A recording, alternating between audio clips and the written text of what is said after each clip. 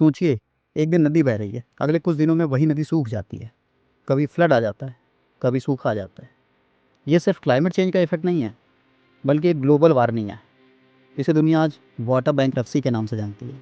पिछले 20 सालों में रिसर्चर लगातार यही बता रहे हैं कि पोल्यूशन और पानी के मिसयूज ने वाटर सिक्योरिटी को सीरियस खतरे में डाल दिया है। लेकिन इस हफ्ते रिलीज हुई यूएन रिपोर्ट ने इस क्राइसिस को और भी ज़्यादा खतरनाक रूप में सामने रखा है। रिपोर्ट के अकॉर्डिंग क्लाइमेट चेंज ने पानी की क्राइसिस को और भी बढ़ा दिया है। बढ़ता हुआ टेम्परेचर रेनफॉल पैटर्न को डिस्टर्ब कर रहा है, वाटर साइकिल डिस्टर्ब हो चुकी है, ग्लेशियर पीछे हट रहे हैं और रिवर का फ्लो बिल्कुल अनप्रेडिक्टेबल होता जा रहा है।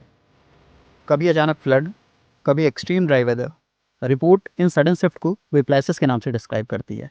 जो ड्रॉट, शॉर्टेज और पॉल्यूशन एपिसोड्स पहले टेम्परेरी शॉक लगते थे, आज कई जगहों पर परमानेंट प्रॉब्लम बन चुके हैं। इसलिए यूएन रिपोर्ट इस क्राइसिस को एक स्ट्रॉन्ग टर्म देती है, वाटर बैंक्रप्सी। ये रिपोर्ट साफ कहती है कि हर देश और हर रिवर बेसिन इक्वली इफेक्ट नहीं हो रहे हैं। लेकिन एक बहुत क्रिटिकल बात है, दुनिया के सारे रिवर बेसिन एक दूसरे से अटैच्ड हैं। ट्रेड हो, माइग्रेशन हो, वेदर सिस्टम हो या नेचर के और भी फैक्टर्स, अगर एक जगह पानी खत्म होता है तो उसका प्रेशर दूसरी जगह पर भी पड़ता है। और यही प्रेशर लोकल से लेकर इंटरनेशनल टेंशन तक पैदा कर सकता है। अब अगर आप सोच रहे हैं कि ये सिर्फ ग्लोबल इशू है, तो हिमालय की तरफ देखिए। इस साल का विंटर एक लाइव एग्जाम्पल है। उत्तराखंड, हिमाचल प्रदेश और जम्मू एंड कश्मीर इस वक्त स्नो ड्रॉट फेस कर रहे हैं। मेट्रोलॉजिस्ट कहते हैं कि इसका मेन रीज़न है वेस्टर्न डिस्टर्बेंस का वीक हो जाना। हो सकता है सीजन के लास्ट फेज में स्नोफॉल हो, लेकिन लेट जनवरी या फरवरी की स्नोफॉल का फ़ायदा बहुत कम होता है।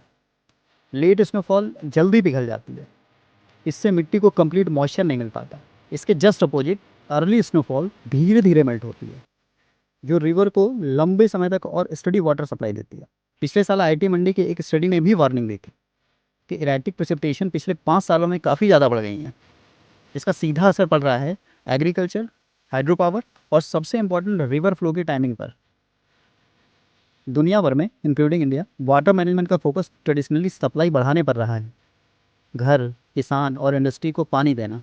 आज रिचार्ज, रेन वाटर हार्वेस्टिंग और वाटर एफिशिएंट क्रॉप पर बात तो ज़्यादा हो रही है, लेकिन ग्राउंड पर अभी भी सप्लाई साइड सॉल्यूशन ही डोमिनेट करते हैं। यूएन की रिपोर्ट के अकॉर्डिंग सिर्फ पानी सप्लाई करना ही काफ़ी नहीं है, हमें चाहिए ट्रांसपेरेंट वाटर अकाउंटिंग, एक्विफर की स्ट्रॉन्ग प्रोटेक्शन, पानी एक्सट्रैक्शन पर स्ट्रिक्ट और इन्फोर्सेबल लिमिट, और सबसे ज़रूरी है वाटर डिस्ट्रीब्यूशन में इक्विटी। ये सिर्फ इन्वायरमेंट का इशू नहीं है, ये इकोनॉमी, फूड सिक्योरिटी, एनर्जी और ग्लोबल स्टेबिलिटी का सवाल है। अगर हमने अभी पानी को रिस्पॉन्सिबली मैनेज नहीं किया, तो कल ये क्राइसिस सिर्फ हेडलाइन में नहीं, हमारी ज़िंदगी में भी लिखी जाएगी।